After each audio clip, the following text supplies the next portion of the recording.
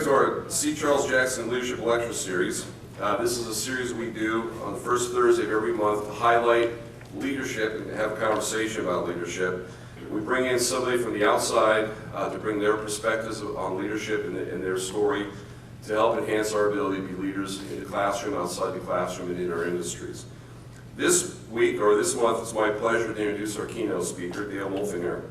Dale is founding partner and principal emeritus of SALA Architects Incorporated.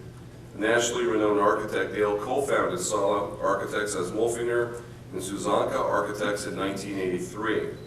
He received his Bachelor of Architecture from the University of Minnesota, where he also taught classes.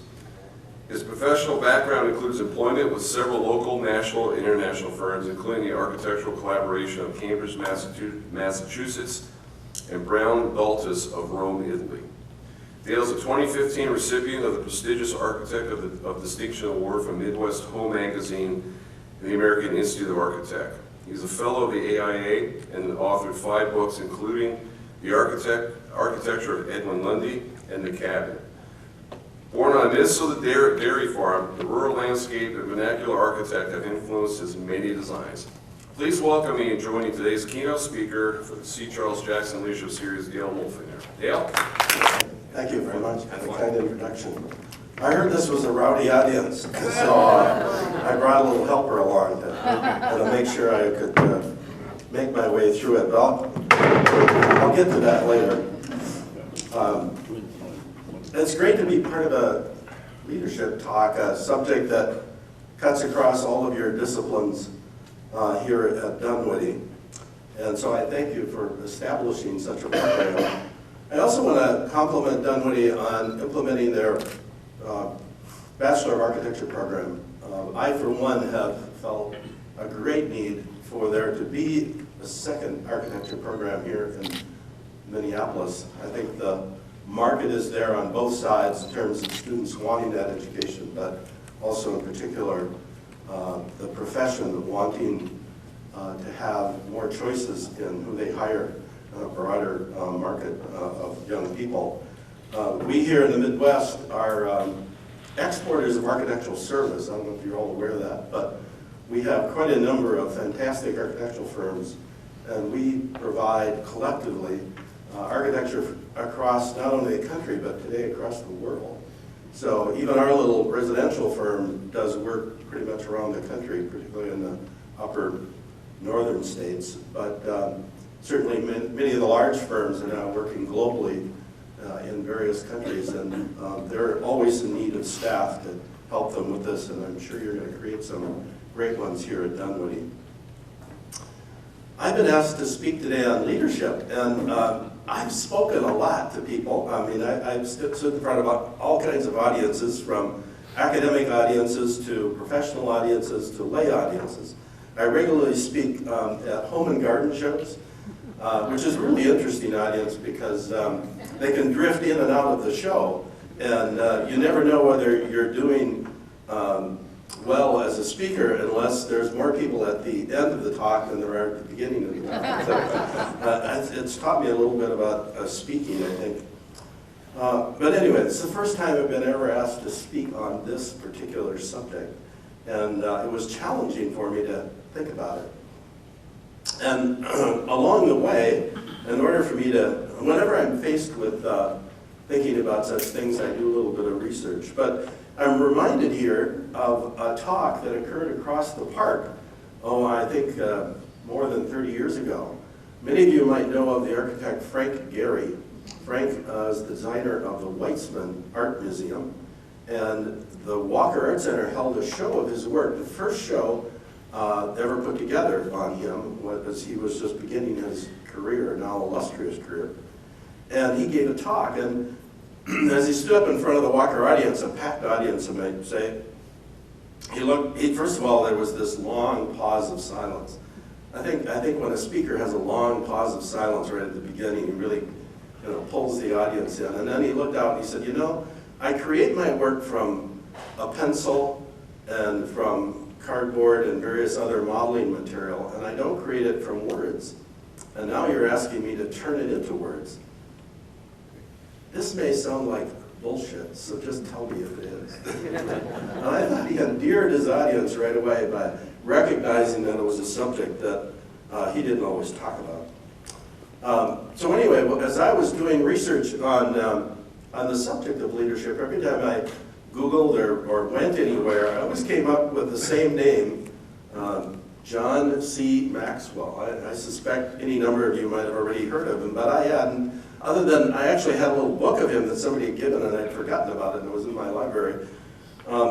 So it turns out that Mr. Maxwell is the guru of leadership. I mean, he's the guy you turn to if you want to know anything, or if you want to take a course from him, or if you want to listen to some of his CDs or whatever all he might tell you about leadership. He's the guy.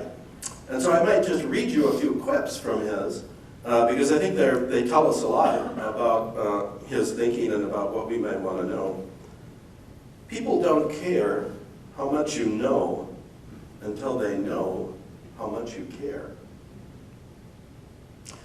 The pessimist complains about the wind, the optimist expects it to change, and the leader adjusts the sails. Learn to say no to the good so you can say yes to the best. As a leader, the first person I need to change is myself. The first person I need to lead is me. A leader is one who knows the way, goes the way, and shows the way. Well, as you may tell from my voice, I've got a bit of a cold, and on, I think it was Sunday, I was really down in the dumps about this cold, and my wife suggested some chicken noodle soup, and I hate chicken noodle soup. And I said, no, I'm going to go get some sweet and sour from the Chinese restaurant, which I did. And as I got the sweet and sour soup, brought it home, they had thrown in a fortune cookie. And I cracked open the fortune cookie, and it read, "It's in your moments of decision that you shape your destiny." And I figured Maxwell was now writing for the fortune cookie industry, so he must be everywhere. Some of you may also, I want to speak a little bit about some other leaders that influenced me, and one of probably the most notable ones is a fellow by the name of Ralph Rapson. And for anybody in the audience who wouldn't know of Ralph, he was our local architect who did quite a number of things. You remember his Guthrie Theater that was across the park for many years until they tore it down. He was the head of the department of architecture when I was a student, and he also had an architectural firm. He was a leader par excellence. He was a leader of ideas and a leader of people. I had the opportunity to spend some time with Ralph on a number of occasions. Ralph had one arm. He had lost a portion of one of his arms, and because of that, he didn't drive, and so he often relied on people to chauffeur him around. And I used every opportunity I could get to act as a chauffeur, so I would hopefully, rub elbows with him a little bit. Maybe something would rub off. But on one occasion, this was rather late in life, and by the way, he lived until age 93. At one occasion, he said, I'm not going to be known for probably anything at the end of the day except for how hard I worked. I thought that was kind of an interesting introspection of a person. And he worked right up until the day before his death. At age 93, he was still sketching for the Rapson rocker, one of the pieces of furniture that he did. So he's really, I think, one of the significant mentors for me. I believe I too have worked hard, and I think that is one thing one has to do if you're going to be a leader. But I think working hard is just something us Midwesterners do. I worked abroad, and I remember when we were working abroad, people said, well, we really like to hire those people from the Midwest of the United States because they work so hard. Oh my gosh, we're actually internationally known for this. Isn't that interesting? But I do feel that in 50 years of doing this profession, I nowhere have achieved the accomplishments of a Ralph Rapson. But I thought, since you asked me to talk about leading, I would try and see what maybe I might have done over some years. And I returned back to this little book by Maxwell, The Right to Lead. I returned back to this book to look at 7 significant kind of topics he has within leadership. And I'll phrase what I think is important in light of those 7 kind of subject headings. So number 1, let go of your ego. This is an architect talking, right? Anybody ever hear of an architect having an ego? At our architectural firm, we invented an organization that prides itself on having diverse designers, each with their own aesthetic autonomy. Now, many people might not appreciate, non-architects might not appreciate it, what an effort it is to do that, because in architecture, having some sense of one's own design is pretty much everything. When we surveyed people in our office, and in fact saw surveys from many others, the one numero uno thing an architect wants to do is feel ownership of their own product in a firm. And so we tried to create a firm that more than anything else would acknowledge that as numero uno. That is to say, when you did a project, your name would be up front. You got the credit, you owned the client in essence, and it was yours to have, and there was no authority, no central aesthetic authority that would tell you to do otherwise. Now that's quite against the ideas of a Frank Lloyd Wright or a Ralph Rapson or a Frank Gehry. By the way, I think one of the reasons I haven't had the success that I might have had is that I was named Dale instead of Frank. I think to be a really great architect, you have to be called Frank. And you know, we Dales, we can win NASCAR races, but we have a hard time. I grew up, by the way, when Dale was known as Dale Evans, the Roy Rogers' wife, and I got a lot of ribbing as I was a 7-year-old. Anyway, we've created this horizontal structure, which we often equate to that of a law office. 15 years after starting our firm as Mulfinger Susenka Architects, which later became Mulfinger, Susenka, and Mahadi Architects. 15 years into it, we then had 6 partners, all of which would have preferred to have their names in the door. But the receptionist was having a very hard time answering the phone, even with the first 3 names. You want to say that after me? Mulfinger, Susenka, Mahadi. Anyway, we needed a new name, and there was a lot of consternation about how we would go about that. And there was a lot of consternation about what we might be giving up. You're in the middle, you're 15 years into a successful firm, you've had this name, it started to mean things, and for me, many people refer to our firm as the Mulfinger Group. They forgot all the rest of the name. The problem was I was getting undue credit for work that I didn't do. And now people would say, wow, that's a beautiful Mulfinger project. I didn't do it. My partner, Kelly Davis, did it. And it was very different from what I might have done. So we went about the search of a new name. I had, in Cambridge, Massachusetts, worked for the Architects Collaborative, which by the time we were looking for a name, that firm had died away, and so there was an available name. That sounded like actually kind of epitomized the way we would work, but it seemed, again, a rather long handle. So I suggested that we have a very short name, a name that didn't necessarily mean anything on day one, but that it would come to mean something over time. And I hope with adopting the name of SALA, we're able to do that.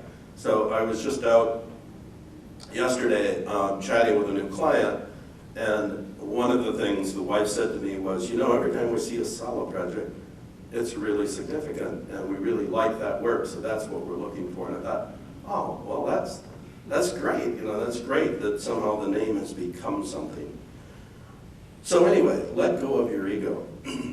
Number 2, become a good follower first.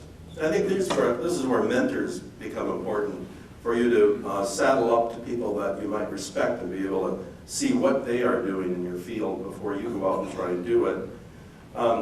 I came out of architecture school at a unique time when it was led by Ralph Rapson, and we were giving an amazing heavy dose of modernity.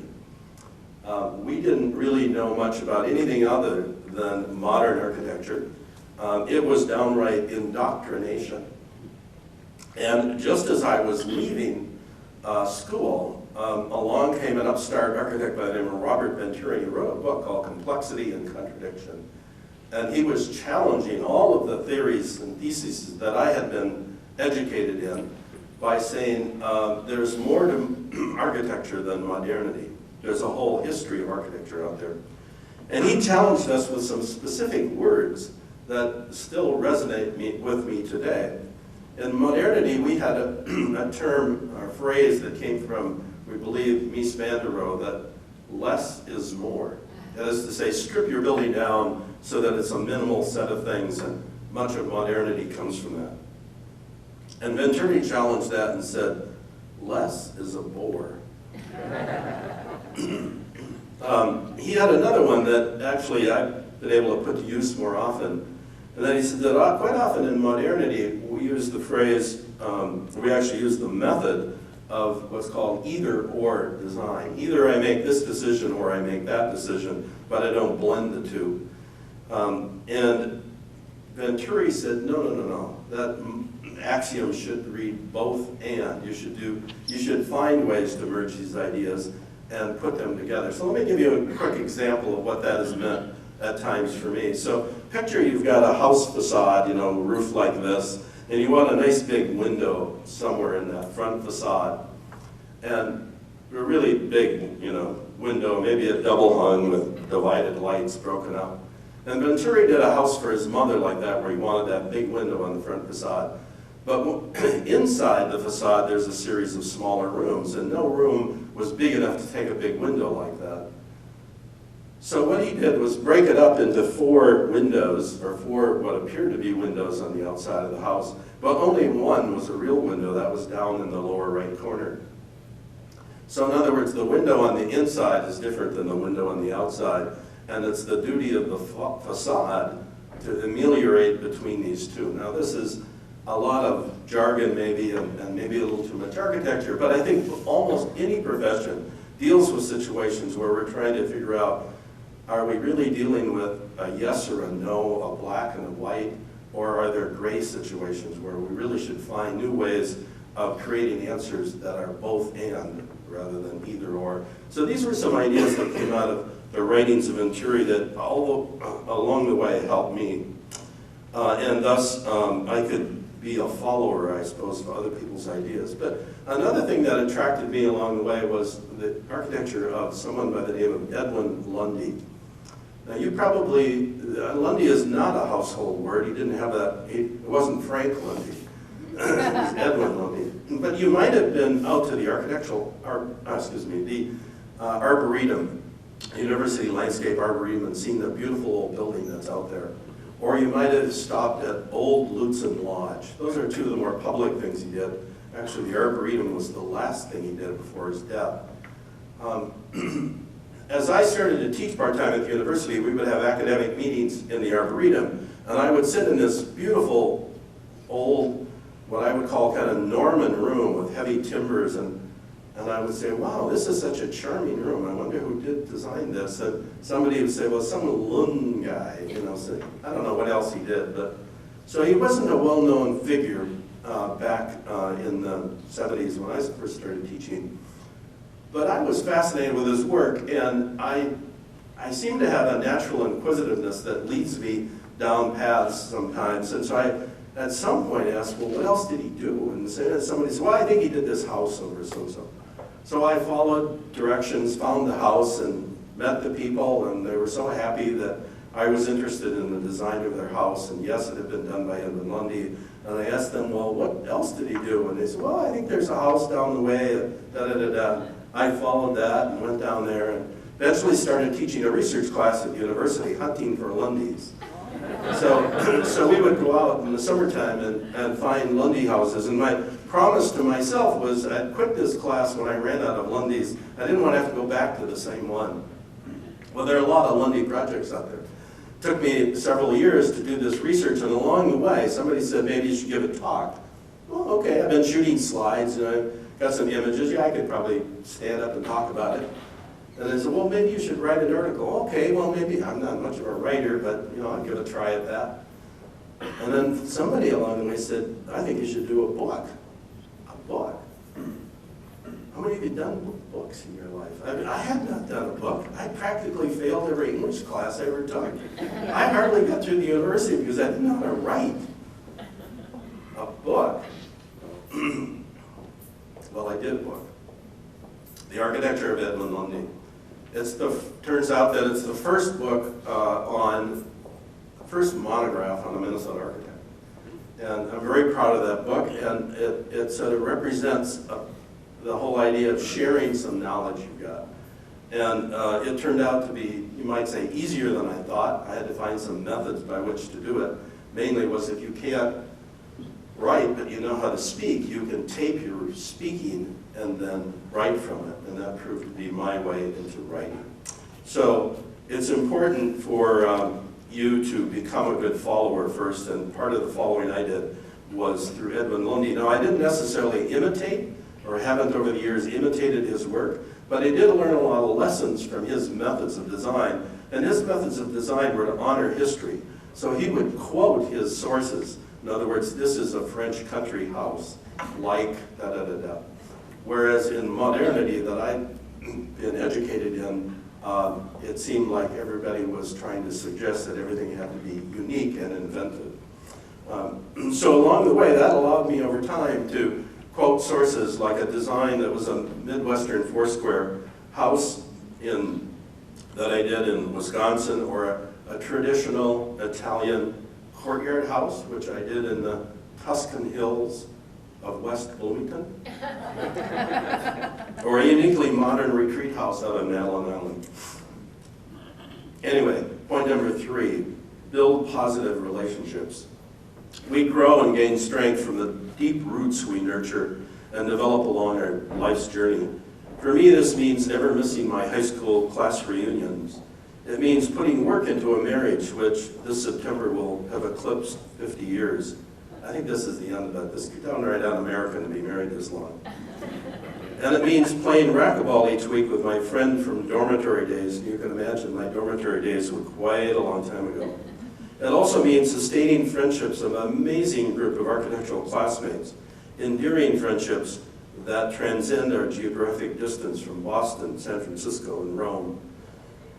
Positive relationships can also be created with clients and builders. For the Brunker family, we are now designing their 5th project, and the Onstadts have put 28 years between projects 1 and 3. That 4-square farmhouse is now owned by others, but we've just moved the Onstadts into their retirement home just outside of Livingston, Montana.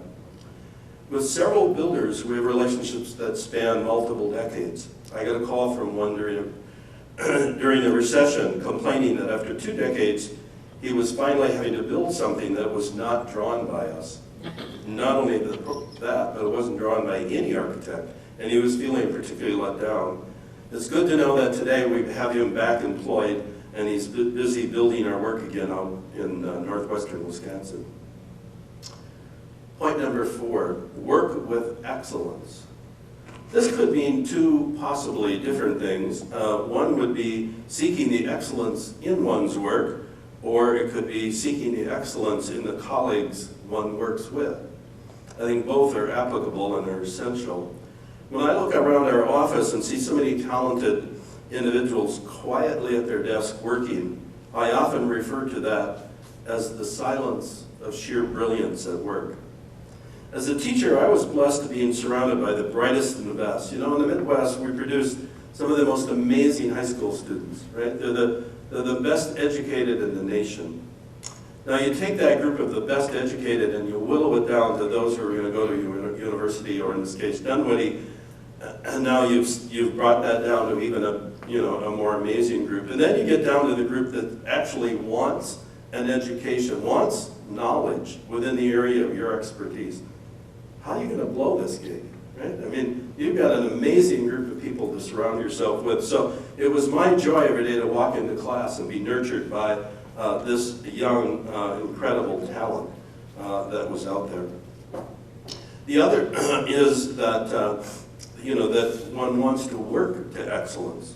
I often began my syllabi with a quote, "Buildings are the answer, but architecture is the question." With buildings, you keep the rain out. You create functional intent for some programmatic goal, but it's in the search for architecture that one seeks excellence. Number 5, rely on discipline, not emotion. This is one where I might challenge Mr. Maxwell. In fact, in doing my research, I came across another writer on the subject, and he noted that the truth is that leadership is an affair of the heart. Well, that seems to be a bit of a challenge to the notion that rely on discipline, not emotion. For what is the heart if not emotion? I think Maxwell, though, is referring to leadership in a time of adversity. And I know for us at SALA, that was most noted at the downturn of the economy. I know there are a few architects out in the audience, and in case the rest of you don't know it, all of us architects took a huge hit in the recession. I know one architectural firm in town went from about 80 people to 8. That's a shock, right? Well, we went from almost 50 down to 25, so we cut in 25 over probably the course of about 3 years. That was a very difficult time, very difficult time. And these were not just employees you were losing, these were people who were your friends, your softball partners, people you treasured, people who had amazing talent. I can only hope that we handled their separation with heart rather than discipline. Number 6, making added value your goal. 6 years ago, I took a sabbatical, a month off at the Dairy Hollow Writers Colony. You're all familiar with that one, right? In Eureka Springs, Arkansas. Probably not a place you've been to very often. I was interested in trying to see if I could write about lessons learned from a quarter century of practicing residential architecture. And after a month, I thought I had a pretty good outline of what I intended to be a book. In writing books, I knew that the next task was to pitch this to a publisher and then wait for that big advance to follow. Publishers have a standard form to fill out to send in along with the outline. And one of the critical questions is, who will buy this book? I thought about that for a while, and I came up with 6 names of people I knew that might buy this book. But I was really having a hard time finding the 7th. So, no book. However, when you do an outline and ponder something for that length of time and kind of go off on a retreat by yourself, you do learn something in the process, I hope, to take away from it. And one of the takeaways for me was the importance of value added as to what we sell in architecture. And I think so much of what we offer in architecture is a form of seeking excellence, but it's trying to demonstrate to people, our clients, that there is added value in what we do. That is to say, our understanding of light and structure and all of the things we need to know about can bring them a better world of a place to live in. So I might try and finish this point 6 with a little example of that.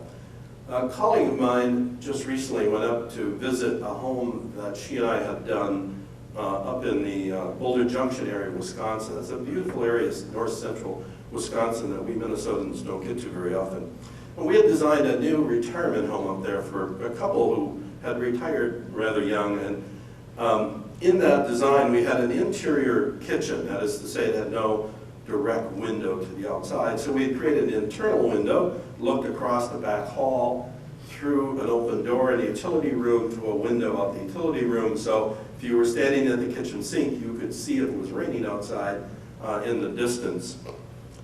The husband had noted, after a couple of years of living there, that he often sat in the morning at the kitchen island and would catch his wife running down the back hall, making her way in the buff from the bedroom to the laundry.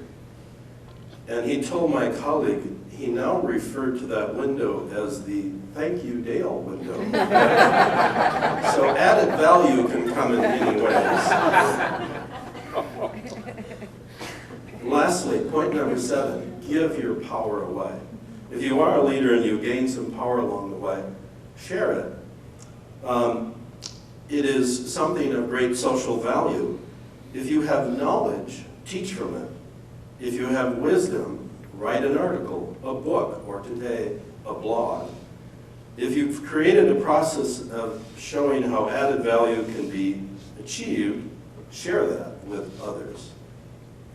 To quote Maxwell here on this subject, one of the ironies of leadership is that you become more of a leader by sharing whatever power you have. You're meant to be a river, not a reservoir. Well, I think a few of you might have wondered, what was he doing bringing this darn bat along the way? So I have to tell you, end by telling you a little story. When I was thinking about leadership, I was trying to know, where did I ever demonstrate any form of leadership earlier in life? Did I have to wait until I was well into the profession or what? And then it dawned on me, no. Softball. Actually, there's a baseball bat, but for me it was softball. This, by the way, is a bat given to me by Kevin Tapani. Anybody remember that name, the pitcher for the Twins, later the Cubs? We designed a house for him and he gave us a bat as a bonus at the end. So picture this.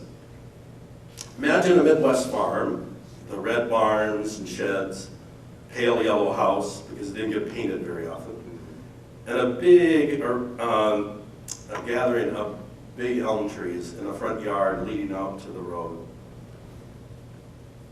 There's a family of 5 kids. I'm in the middle. I've got an older sister who's really good at helping my mother with kitchen duties, and I've got an older brother who's really good at helping with milking the cows. I come along as the middle, and I'm at the age of 7 probably bored way too often. I can't drive a tractor yet, which I'm anxious to do. So I'm throwing the softball up on the roof of the shed, catching it, and I did that day after day after day, and I finally decided there must be something more interesting to do with this softball than just throw it up on the side of a roof. And so we invented a game which we put out in the front yard of our farm. It's not, we didn't actually invent the game, we adapted the game would be a better term. How many of you here know the term workups in softball? Oh, good. It's not necessarily, I think, a term that has stood the test of time, and I don't know that a 9-year-old youth today would know what the word workups mean, but I think since you know the word workups out there, you might remember that it was a game that you played where everybody moved across the bases.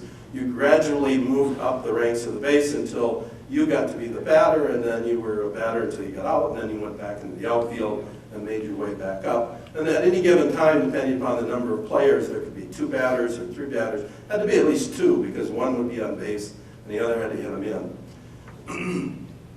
I didn't invent that game, but I adapted that game. I was the one who hustled the kids to the game. I was probably 7. There was a family of 15 living next door, 10 boys. They didn't have a farm. They didn't have a big yard.